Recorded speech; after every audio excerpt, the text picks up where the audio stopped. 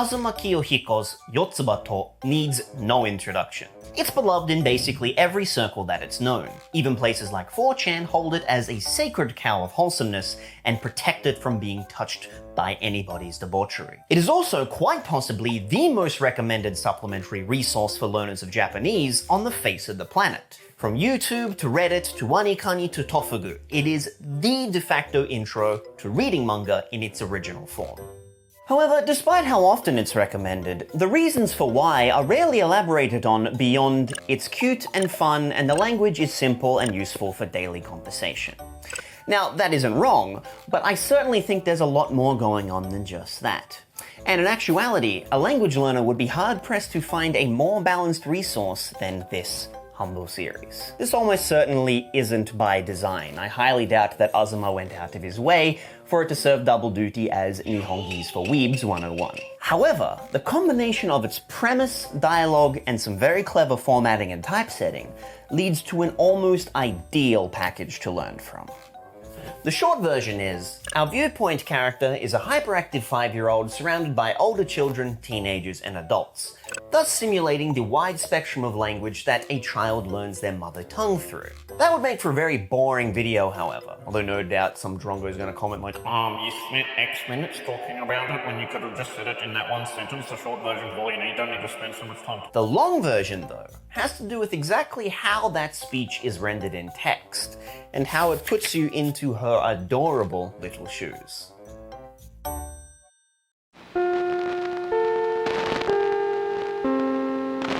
Japanese comprises of 3 scripts: hiragana, katakana, and kanji. Hiragana and katakana are both syllabaries, meaning that each character corresponds to more or less one single sound, and both sets have roughly 50 each. Both systems are fairly straightforward, and most adult learners are able to master them within a week or two.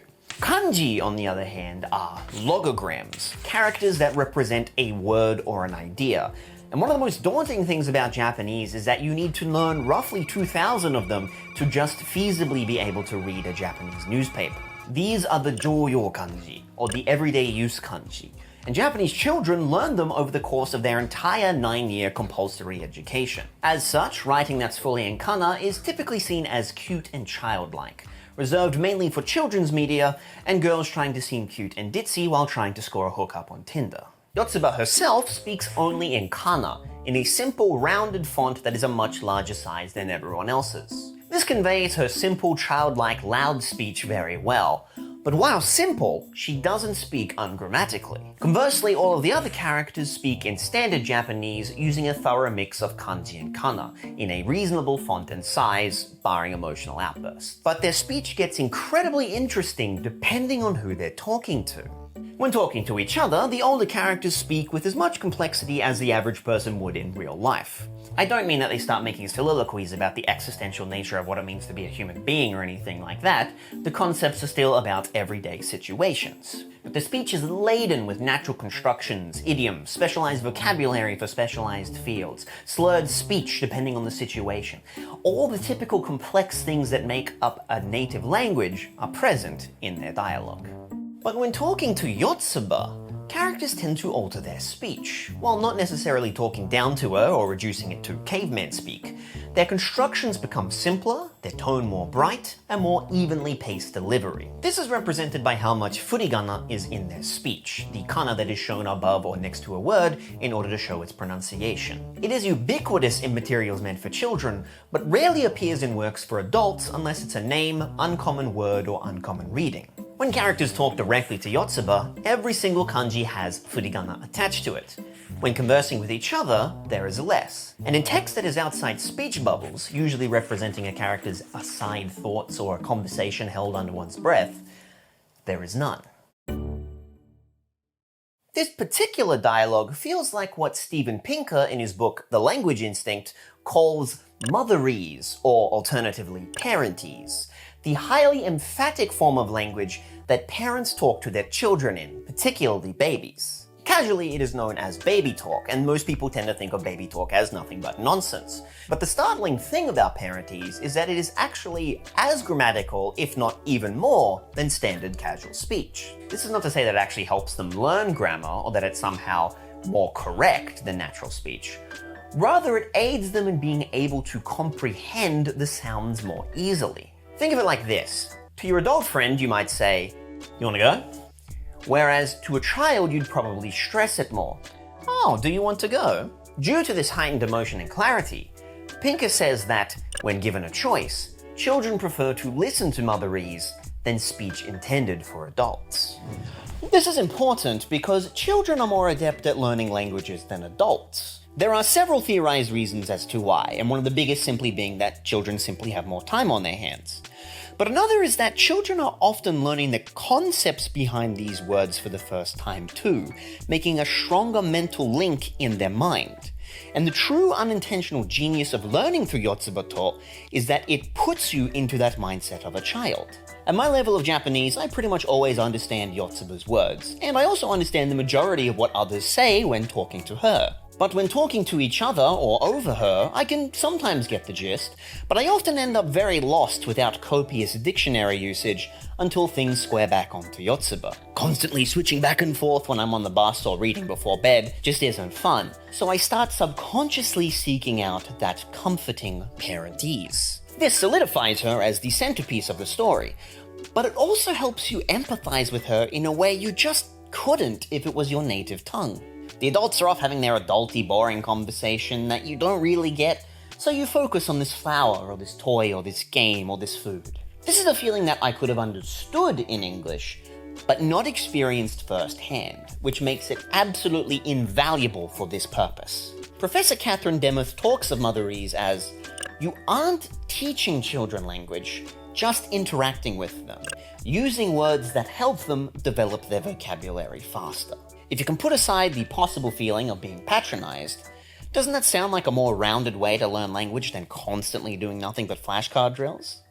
To begin my presentation this afternoon by talking about what I think is the most important issue in language education. Stephen Krashen talks of comprehensible input. The idea that to acquire a language, you need to be inundated with input from native materials that you can more or less understand at least 80% of. This is the reason why many people recommend children's media for practice. You can pass the story with language that still teaches you natural phraseology without damaging your motivation. But this can only get you so far, like when your Japanese dry cleaner asks you a question about a stain, and you're only able to respond by listing all 151 Generation 1 Pokemon. When you were a child, you consumed children's media for sure, but you were also constantly surrounded by the adult world, in the form of media, advertising, public signage, overheard conversations, all punching well above your weight. And that was important too. Exposure to that in an early form, even when you don't understand it in the slightest, can plant the seed for later comprehension. After all, most Japanese people probably learnt just as many kanji from public transport signs, advertisements, and television as they did in those 9 years of weekly drills at school. That being said, the advice of watching adult material that you want to consume is also quite common. Especially with the adage of subtitles in your target language, this can be a great way of boosting both your listening and reading skills. But the problem here is that it can really only take off for the high intermediate or advanced learner. Beginners will simply become too demotivated when they can only pass every 10th word, especially if they choose something that has a very complex story. Even if you stick with it, it involves either brute force determinism, having to go at a much slower pace than usual in order to look up all the words you don't understand, or heavy research and spoilers onto the story prior, neither of which are particularly fun for most people. You know that's Steven Seagal's daughter? Through its premise and dialogue format, Yotsuba to manages to have the best of both worlds. The level-appropriate affirmations of the little cloverhead moron and her comforting conversations in Parentese, mixed with the everyday mundane talk of the adults and older children, avoids the pitfalls of both and heightens their strengths at the same time. Reading Yotsuba to will not magically grant you the ability to speed-read Japanese classical texts, learn 5,000 calligraphy forms of kanji, or talk international policy and taxation with Hiroshi from accounting. It is, after all, only one series of a modest 15 volumes, of which I only have 7 because I'm cheap and didn't buy the rest before I left Japan. It will only be one step on the long, never-ending staircase of language learning that you will do until you die or give up. Why did you decide to do this? It is also by no means the only manga that is useful for language learning. In fact, really any native material at all can help. But its construction and premise means that you'd be hard-pressed to find a better suited resource to get started in reading native material when you are tired of doing the drills in your textbook. Idiot book. There is the question of what proficiency you need to be to start reading. Now, some say that as soon as you learn all the kana, you should just jump straight into it and look everything up in a dictionary or in a grammar book as you go. But this could be discomforting, and I personally wouldn't recommend this style. Personally, I started reading it after about 4 or 5 months of solid study so that I had a base of sturdy grammar and vocabulary down. But the truth is, the time to start reading it is whenever you feel ready to try. Just like when you were a kid and you tried to read that sci-fi book with the interesting cover that your father was reading. In your native language, Yotsuba is a great manga that fills you with nostalgia for a time before things became mundane, where every little thing was a new adventure. But in a language you're trying to learn, Yotsuba actually simulates that time by emulating the environment in which you first learned those things as a child. If you have no interest in learning Japanese, it's a fantastic read that I still highly recommend, especially if you love Nichijoke. Azuma is the king, baby. But if you are learning it, listen to all the advice and pick this up as soon as you feel comfortable giving it a try. It's impossible to become a kid again, but if you're learning a language, Yotsuba offers the next best thing.